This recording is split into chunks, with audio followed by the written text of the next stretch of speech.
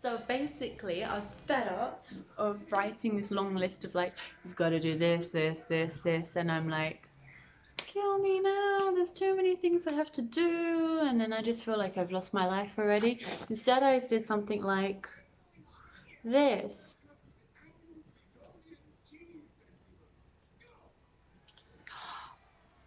and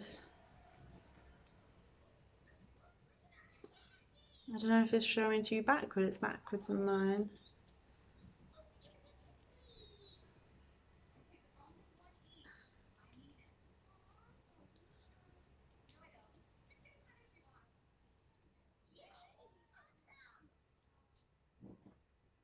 Oh, is it backwards? It is backwards. So basically, I'm just saying I woke up at 7:30, drank hot water and lemon, did a grounding meditation, and all this is obviously before 8 a.m. So I feel like a superstar. I feel like I've achieved so much already. My day can only get better. So I thought, what a lovely way to kind of change the mentality around all these things that you have to do in the morning. So this was one of my ideas. Obviously, I got a little bit bored of writing that every day. But, you know, it kind of goes hand in hand with this idea of doing a gratitude journal. And I've been doing a 21-day meditation challenge, which is very insightful. It's taken me probably 40 days already because of the way things have been going. But my friend has been sending that to me, and it's been amazing. I've been learning a lot about myself. I've been, most importantly, giving myself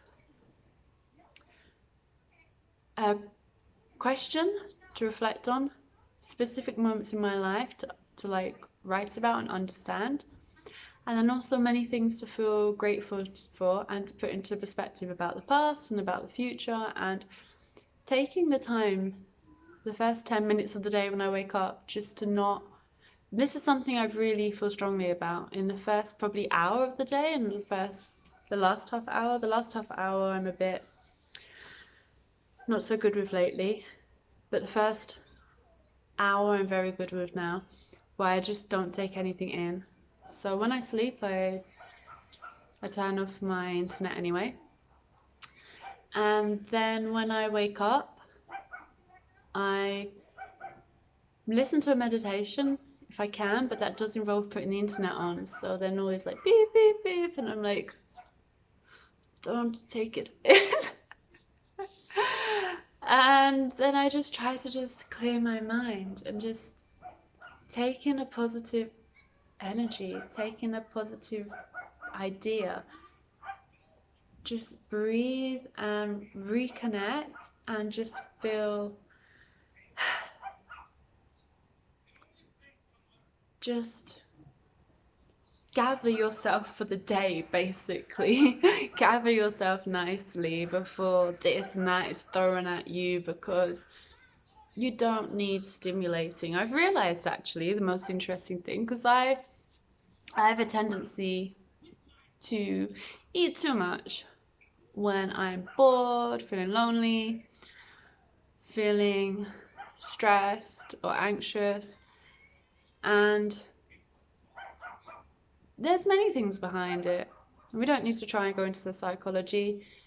It's stimulating, and also it's probably grounding. It's also probably a little bit self-punishing, being too full in a sense, and also just playing on the senses. And what I've realized is our life is just an endless stimulation. Like coffee is stimulating, the internet is stimulating, food is very stimulating. There's lots of high sugar, there's lots of high salt.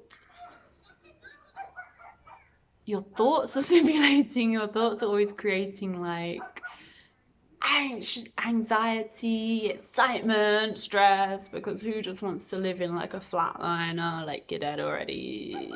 It's thrilling to like crash and go up and down, because you can't go so high if you're not down low, and then people get sucked into the enjoyment of being a victim and everything's against them and it's so traumatic. And then people also get swept away with being the hero and the best person in the world and helping everybody else. And it's easy just to like go through your different roles and play your different part and make life like more exciting. And why not? Life's all about the game, isn't it? But try and keep it balanced, I guess. I mean, keep it real. Keep it real, really. Let's gather all the perspectives from every side and find a way to get out of bed in the morning. That's what I was going to be getting to the bottom of it. Bottom of, to, going to get to, bottom of it. Trying to say two different sentences again. Is that a multi-dexterous mind? Is that the correct fancy way of saying it? Or is it just confusion? So, I guess you really have to want to. I remember, I often ask this to people, when I meet people, especially when they look amazing, like they're very healthy, in good shape, I'm like, what you doing? What you eating? Tell me your story. I want to learn. And when I hear about a very active lifestyle, I'm just like, how? Why? And I think we all can do it. And I think really we have to prioritize it. And I guess it comes from a multitude of things, not functions, factors. So it's like if you're always putting yourself to bed too late, it's going to be hard to get up early because your body clock is going to have changed. So you're either going to have to reset yourself harshly by just getting up when you're too tired and then actually going to bed early. Because I don't know about you, but I'm quite good if I get in the habit of going to bed late, that even if I have to get up early, I'm still good at staying up too late that night and just riding it out like it's normal. Sometimes, often music comes into it, and when I start to listen to music, bang, I'm into music world and a few hours have disappeared, and that often starts late. Or sometimes I get really into meditating in the evening. That makes the time disappear too. Or just things that I should have done earlier in the day that have to be done before the next day. That's my favourite. Enough about me.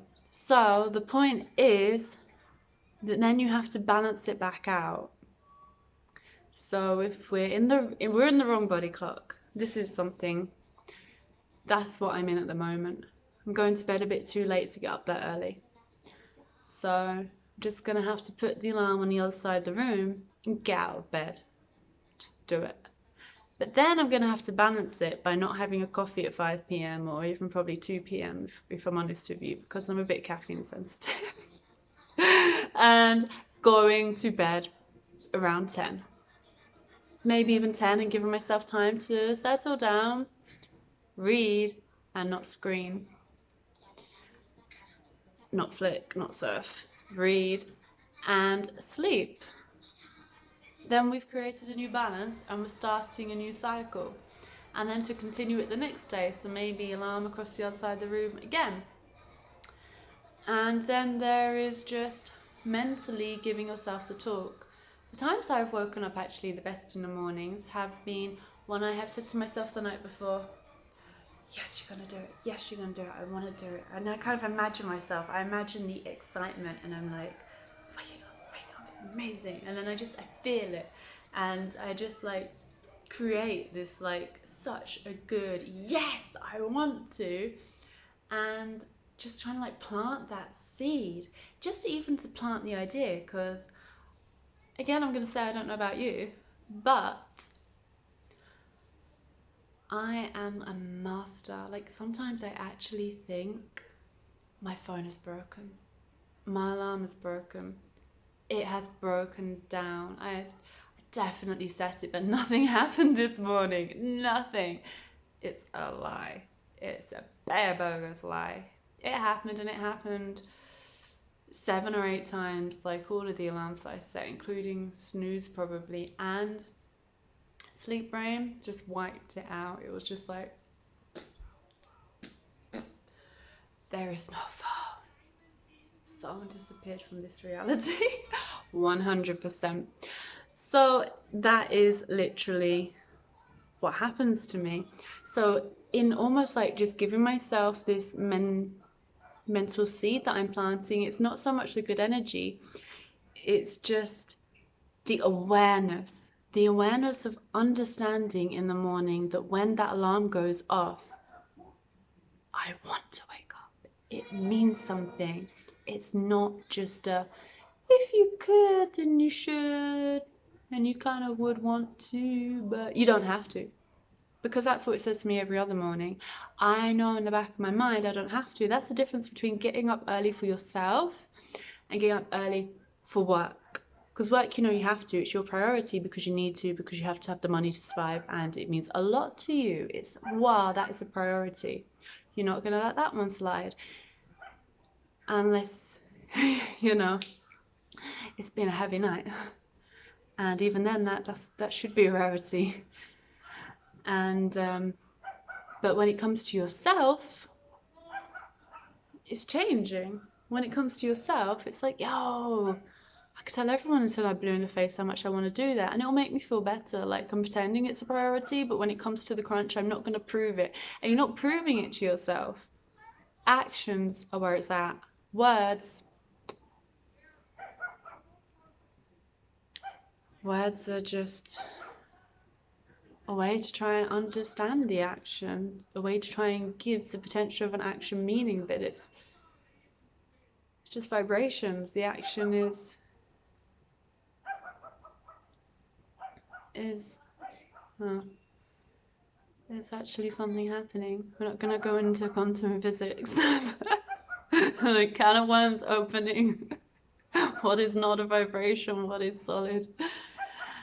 But yeah, you have to prioritize yourself. Am I saying this to you or me? Well, they say we're a reflection of one another. So I think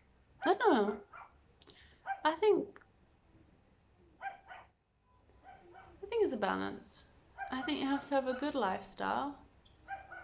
Because, for example, if you eat terrible food, it makes you feel very sluggish. It'll be difficult to have that energy to get up and go. But then you could eat all the food that's meant to be too healthy, or is actually too healthy. I'm doing this. We know what's healthy and what's not, come on. And you might just not have that internal energy. So when I say it's a balance, it's about every aspect coming together. And I think that's something which we are very much in the perfect time for kind of bringing that back together, because throughout modern history, there has been so many scientific fields doing research into finding the key element, the key factor, the underlying issue for this, for that, for the psyche, for well-being, for health, for fitness, for mental enthusiasm, clarity, all of these things. And no study can be infallible. No study can be devoid of other factors and things that could be changed and altered, the variants, which can say beyond a doubt, this is it. That's why people get so crazy about their lifestyle choices, and they're like, you need too much protein. No, it's gonna damage your kidneys if it comes from an animal. You need too many different types of fruit, too much vegetables. You need to be full of this. Oh, you have to have some carbs, but they have to be complex, and blah, blah, blah, blah, blah. And everybody gets so crazy because it's difficult to approve one part of a lifestyle when there's so many other things that are not exactly the same around it, you know? It's difficult to say everybody in this study shows us without a doubt this is true and this is bad, because but that person had that underlying condition, or that person went out once a week and didn't tell you that he just like did all these other things that were just like far worse, or these people lived in this type of climate and that actually affected them more than any of the things they consumed, or that person never did any exercise, whereas that person ate a different diet but they did so much exercise that their body was like filtering out toxins at a higher rate, you know?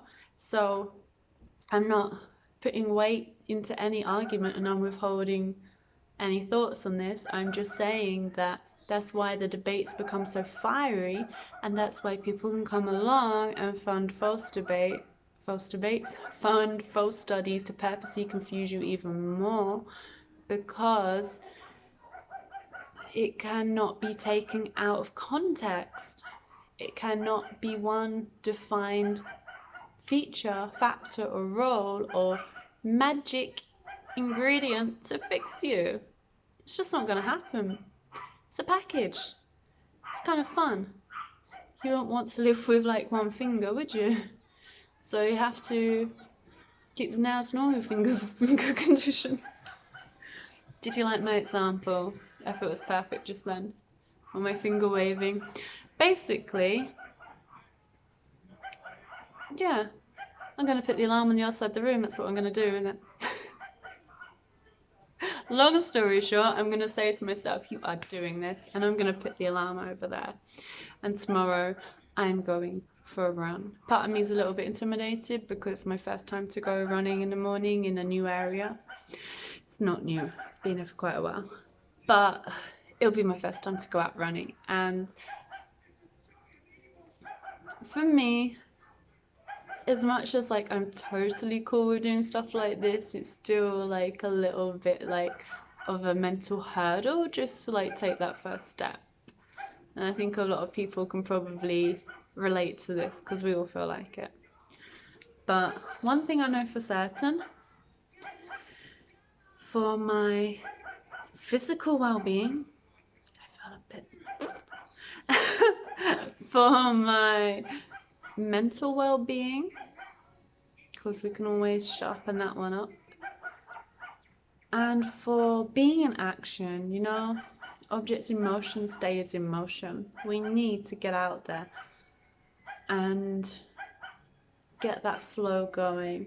So that's going to be my challenge. And I know I've spent a long time talking about this and realised that a lot of people are indoors. If you're in England, you lucky people, you're allowed out for a daily jog. And Joe Wicks is doing the rounds on TV at the moment. And everybody else, I think you're allowed out, right? Obviously, I know all about England, but yeah, the point is not necessarily doing what I'm doing. The point is just realizing there's a balance and understanding the things that are holding us back. I mean, the point for me, obviously, is to get out of bed in the morning, just go for a jog, but I'm guessing your point is going to be taking something completely different from this. So, balance, motion, motivation, just do it. Just do it. Just like, try. Even if it's terrible, at least you can say you tried. I'd rather just fall on my ass and fail spectacularly than to never even got up in the first place, you know? So, have fun with it. Hope it's going well. And yeah, Julian Michaels, I recommend it. 30-day shred. You'll get stronger. You'll be tough. It'll be worth it. Or whatever floats your boat. Only totally recommending it because I've done it. Probably something else much more suitable for you if you find it. And yeah, enjoy.